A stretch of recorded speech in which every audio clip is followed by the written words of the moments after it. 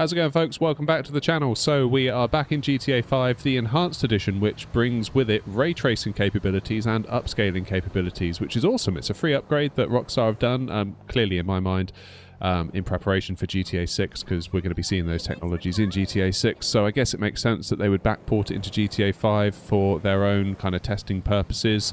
And as you can see at the moment, we've got the game running at about 155 FPS on average, which is roughly where we had it with the 4080 Super as well.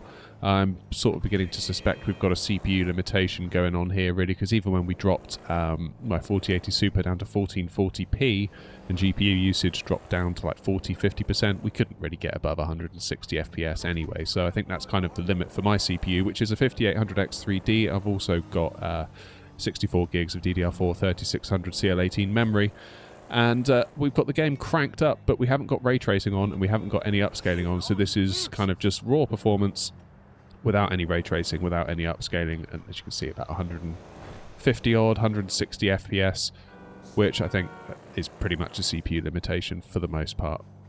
Okay, so we're going to get ray tracing enabled in just a moment. Very curious to see what our FPS dips down to with ray tracing enabled. With the 4080 Super, we went from sort of like the 160-ish mark, kind of where we are now really, down to about 110, 115, 120, depending on obviously where we were on the map at that moment. Curious to see if there's much of a difference with this card, because of course RDNA 3 is well known that it is not as good at ray tracing as the 4000 series from Nvidia, so probably going to be a big difference potentially. Will we be able to maintain three figures with ray tracing on or not? And then obviously we can use FSR 3 to see how much we can recover in terms of our FPS, but also have a look at the image quality as well. We are running in 4K, of course. We'll test 1440p later in the video as well, so stay tuned for that. Right, let's get some ray tracing on. All right, ray tracing is on. Get out of my way, car. And already you can see we are well below the triple figure mark, sort of in the 80s now, 80s/90s, rather than the 120 we enjoyed on the 4080 Super at 4K with no upscaling tech. So again, just further proof of how good Nvidia's ray tracing technology is, especially when you compare it to the RDNA 3 cards. However, you know, at 4K with the ray tracing on, 90 FPS can't really be sniffed at. I think you could have a really good experience playing this at 90 FPS. After all, it's not a twitchy, competitive first-person shooter.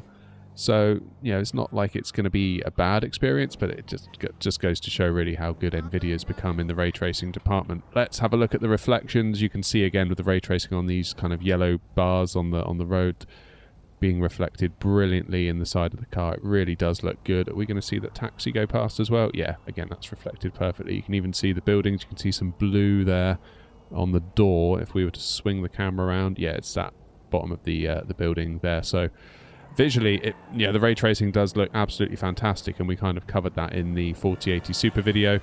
In my mind, I would quite like to run it like this. Honestly, I think the visuals are well worth it, but again, dropping down to 90 FPS with it on versus like the nearly 160 we had without, which is a much more substantial jump compared to what we saw on the Nvidia card. Alright, so we've enabled FSR 3 in the quality mode. Now weirdly, you can enable FSR 1 or 3 in the game settings. I don't know why you would enable 1 when 3 is available, to be quite honest with you. But the biggest thing that I'm noticing is that our performance with FSR 3 in quality mode is basically the same as what we were getting on the 4080 Super without any upscaling at all taking place. So the 4080 Super was able to basically get this level of performance without the need for any upscaling to get it there, which is kind of testament to just how good the 4000 series is with ray tracing versus particularly the RDNA 3 cards. Be curious to see how the 9070 performs, because obviously that's RDNA 4. Ray tracing has been improved. I mean, visually it doesn't look terrible, not really. Not as good as DLSS, for sure. Certainly not as good as DLSS 4 in quality mode, but it doesn't look... It's totally playable. I mean, it's fine, but it's not as good as DLSS, and we're not getting the frame rates that DLSS provided us either. So, I mean, it's obviously a step down, but is it a step down bad enough to be like, it's unplayable? No, of course not. If I was to put my wife and kids in front of this and be like, hey, what do you think? What do you think it looks like? They'd be like, well, yeah, it looks all right to me. I think it's only really people like me and probably you watching that tend to obsess over this stuff. Maybe a bit too much sometimes, but it's interesting and I enjoy it, so whatever. It would be very interesting to see if FSR gets backported to the 7000 series FSR 4, because FSR 4, from what I can gather, is kind of on par with DLSS 3 in quality mode. So, yeah, that's a big win for AMD right there, because it's always been that FSR has been, you know, good, and we're grateful to have it, but it's not quite DLSS, is it? And if FSR 4 can get as close to DLSS 3, then that is a big win. Obviously, DLSS is improving in its own right with DLSS 4, so it's always like NVIDIA's constantly like one step ahead, which it always seems to be with like ray tracing tech as well. You know, like they're always like one gen ahead. It's like, as we've just seen, like, you know, the RTX 4080 can get this level of FPS natively without any upscaling, and we're having to use FSR, which decreases our image quality, to get there with the AMD card. So clearly that's a win for NVIDIA there. Let's turn it into performance mode on the FSR and see how things look then, and also what FPS we can reclaim while we're at it.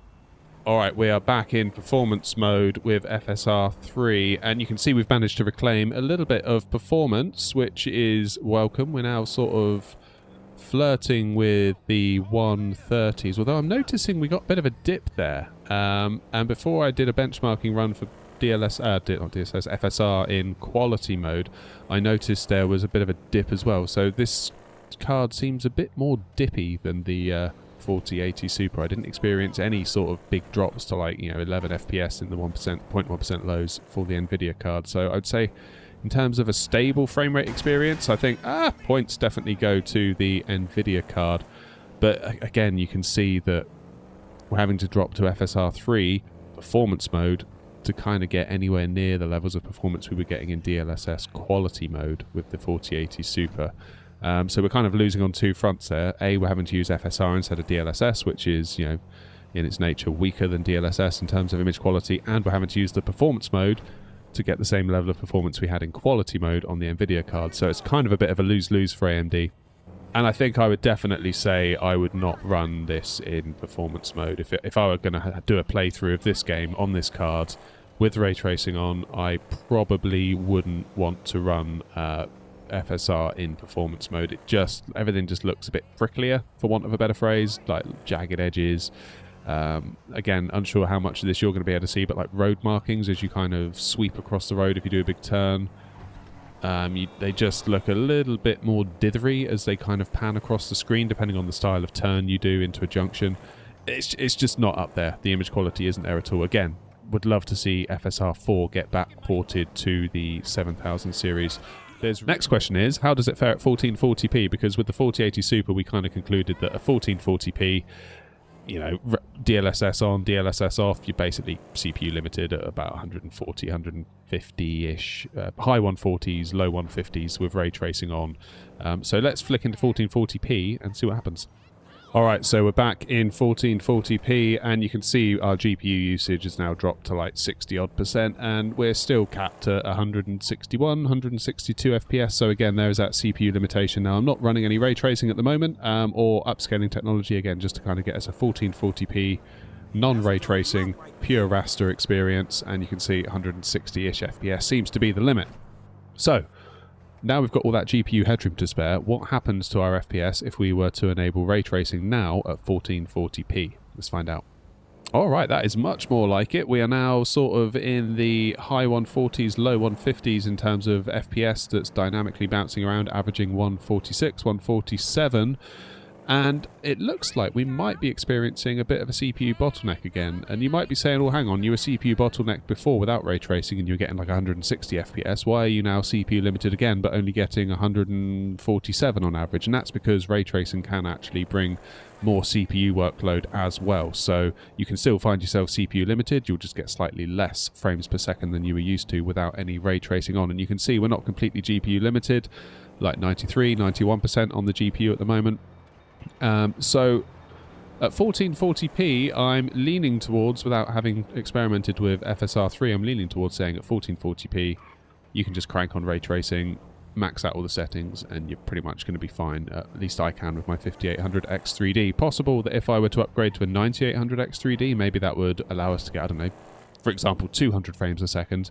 maybe then my GPU would start struggling to keep up at 200 frames a second, but given where we are with the 5800X 3D at 1440p, I don't really see a lot of a reason to enable upscaling, but we will just for the science. So let's just pull in here. Alright, so we've enabled FSR 3 in quality mode, and actually we are getting a few more FPS, just because I think it's lightened the load on our GPU a little bit with the ray tracing that's taking place, although it doesn't seem like that much of an improvement. Like, what were we on, like 147 average with native rendering? And obviously we're driving around the map, and the map's going to be different at various times, so you're going to get a lot of run-to-run variance. But for the 7 or 6 FPS extra that we're getting on average here, I would probably say just run it native at 1440p, because the image quality, I would say at 1440p with FSR 3, even at quality mode, it begins to take a bigger hit than what we saw at 4K. It just doesn't look as good. I think it's not something I would really want to run if I can avoid it at 1440p. So then, what would I recommend then if I was going to play this game for real? I think at 4K I would probably run... I'd have to run probably FSR at quality mode if I wanted to sort of be into the triple-digit FPS numbers. That being said, natively we were getting sort of 80 or 90, so if you're happy with anything above 60, you could get away with running natively. If you want to go a bit higher, you're going to need FSR, that's for sure. But if you compare directly to the 4080 Super at every level, whether it be natively, whether it be with DLSS, the image quality is better with DLSS, and also natively the FPS was higher to start with as well. So definitely a win for NVIDIA, but if you do have a 7900 XTX at 4K, I'd probably go FSR quality. At 1440p, I would run natively, because I just don't feel like the hit that we get in image quality is worth the single-digit FPS improvements on the averages that we're seeing now. And at performance, I wouldn't go anywhere near performance at 1440p. I absolutely wouldn't do that. But okay, on paper, the 7900 XTX is weaker in ray tracing, as we've come to expect compared to NVIDIA. But it doesn't mean to say you can't have a great experience. So if you do have this card, you can definitely have a great time with GTA 5 Enhanced Edition.